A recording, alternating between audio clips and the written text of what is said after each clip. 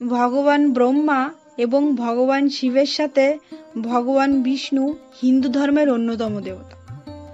ভগবান বিষ্ণুকে রক্ষক ও রক্ষাকর্তা বলা হয়। হিন্দু ধর্ম অনুসারে এটি বলা হয় যে যখনই মানবতা মন্দের দ্বারা হুমকির সম্মুখীন হয় তখনই ভগবান বিষ্ণু ভালো এবং মন্দের মধ্যে ভারসাম্য পুনরুদ্ধারের জন্য তার পুনর্জন্মে পৃথিবীতে এসেছিলেন। ভগবান বিষ্ণুর এই পুনর্জন্মকে অবতার বলা হয় এবং হিন্দু শাস্ত্র অনুসারে বিষ্ণুর 10টি অবতার রয়েছে।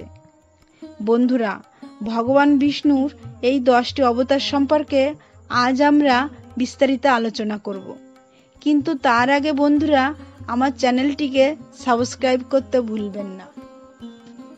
ভগবান বিষ্ণুর প্রথম অবতার মৎস্য অবতার। হিন্দু ধর্মে বিশ্বাস করা হয় যে মৎস্য হলেন ভগবান বিষ্ণুর প্রথম অবতার, যিনি মানুষ এবং পৃথিবীর অন্যান্য প্রাণীকে বৃহত্তম ঘূর্ণিঝড় থেকে বাঁচানোর জন্য পৃথিবীতে এসেছিলেন। হিন্দু ধর্ম অনুসারে এটি দেখা যায় যে মৎস্যকে একটি মহান মাছ হিসাবে চিত্রিত করা হয়েছে, যেখানে মানবদেহের উপরের অংশ মাছের লেজের সাথে সংযুক্ত রয়েছে। হিন্দু ধর্ম অনুসারে বলা হয় যে মৎস্য মানুষকে আগামী দিনে আসা বন্যা সম্পর্কে সতর্ক করেছিলেন এবং মানুষকে নির্দেশ দিয়েছিলেন যে সমস্ত জীবন্ত প্রাণীর পাশাপাশি নৌকায় থাকা শস্যগুলি সংরক্ষণ করতে হবে। এটা বিশ্বাস করা হয় যে সত্যযুগে মৎস্যের আবির্ভাব হয়েছিল। ভগবান বিষ্ণুর দ্বিতীয় অবতার কুর্মা অবতার। কুর্মাকে ভগবান বিষ্ণুর দ্বিতীয় অবতার বলে মনে করা হয়। কথিত আছে সত্যযুগেও কুর্মের আবির্ভাব হয়েছিল।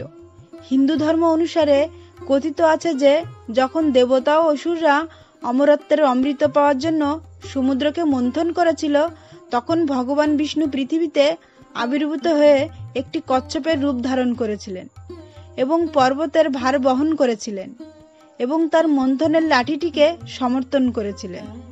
পেছনে আপনি মানব প্রাণীর মিশ্র আকারে ভগবান বিষ্ণুর কুর্ম অবতারের প্রতিকৃতি খুঁজে পেতে পারেন। ভগবান বিষ্ণুর তৃতীয় অবতার বরাহ অবতার। হিন্দু ধর্ম অনুসারে বরাহ অর্থাৎ শূকর হল ভগবান বিষ্ণুর তৃতীয় অবতার, যিনি সত্যযুগেও পৃথিবীতে আবির্ভূত হয়েছিলেন। কথিত আছে যে ভগবান বিষ্ণু বরাহ রূপে আবির্ভূত হয়েছিলেন রাক্ষস হিরণ্যকে পরাজিত করার জন্য, যিনি পৃথিবীকে মহাজাগতিক মহাসাগরের তলদেশে নিয়ে গিয়েছিলেন।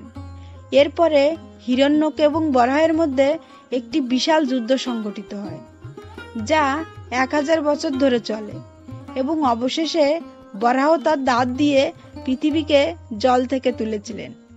আপনি বরাহের প্রতিকৃতি দেখতে পাচ্ছেন, যেমন শূকরের মাথা মানুষের শরীরে উপস্থিত হয়েছিল। ভগবান বিষ্ণুর চতুর্থ অবতার নরসিংহ অবতার। নরসিংহ হলেন ভগবান বিষ্ণুর চতুর্থ অবতার, যিনি সত্যযুগেও আবির্ভূত হয়েছিলেন। যখন বরাহ হিরণ্যক রাক্ষসকে পরাজিত করে তার হাত থেকে পৃথিবী রক্ষা করেন, নরসিংহ ভগবান ব্রহ্মার কাছ থেকে বর পেয়েছিলেন যে পৃথিবীর কোনো মানুষ বা কোনো প্রাণী কোনোভাবেই তাকে হত্যা করতে পারবে না। সেই বর পেয়ে নরসিংহ পৃথিবী ও স্বর্গ উভয়েরই সবাইকে কষ্ট দিতে শুরু করলেন। প্রহ্লাদ, যিনি হিরণ্যকের পুত্র এবং ভগবান বিষ্ণুর ভক্ত ছিলেন, ফলে হিরণ্যক প্রহ্লাদকে ঘৃণা করতেন। একদিন প্রহ্লাদকে হিরণ্যকের দ্বারা ছুঁড়ে ফেলা হলে ভগবান বিষ্ণু অর্ধেক সিংহের রূপে আবির্ভূত হয়ে অসুরকে বধ করেন। ভগবান বিষ্ণুর পঞ্চম অবতার বামন অবতার। বামন ভগবান বিষ্ণুর পঞ্চম অবতার এবং বিশ্বাস করা হয় যে তিনি ত্রেতা যুগে আবির্ভূত হয়েছিলেন। হিরণ্যক রাজা বালির বংশধর ইন্দ্রকে পরাজিত করে তিনি জগতের উপর তার ক্ষমতা প্রসারিত করেন। হিন্দু ধর্ম অনুসারে কথিত আছে যে একবার ভগবান বিষ্ণু বামন রূপে বালির দরবারে উপস্থিত হয়ে রাজা বালির কাছে 3 পদ জায়গা দাবি করেন। বালি বামনের উপর খুব হেসেছিল এবং তাকে তার ইচ্ছা পূরণ করার প্রতিশ্রুতি দিয়েছিল। অতঃপর বামন দৈত্যের রূপ ধারণ করে তার প্রথম পদক্ষেপে সমগ্র পৃথিবী গ্রহণ করেন।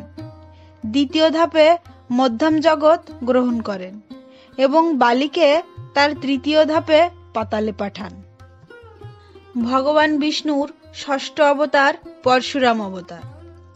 ভগবান বিষ্ণুর ষষ্ঠ অবতার পরশুরাম ত্রেতা যুগের শেষ ভাগে সমস্ত বিশ্বকে খারাপ রাজাদের হাত থেকে রক্ষা করার জন্য এবং মানবতাকে বিপদ থেকে রক্ষা করার জন্য পুরোহিত হিসাবে আবির্ভূত হন। এবার ভগবান বিষ্ণু হাতে কুঠার নিয়ে একজন পুরুষের রূপে পৃথিবীতে আবির্ভূত হলেন। তিনি মহাভারত যুদ্ধের সময় পাণ্ডবদের পরামর্শদাতার ভূমিকা পালন করেছিলেন।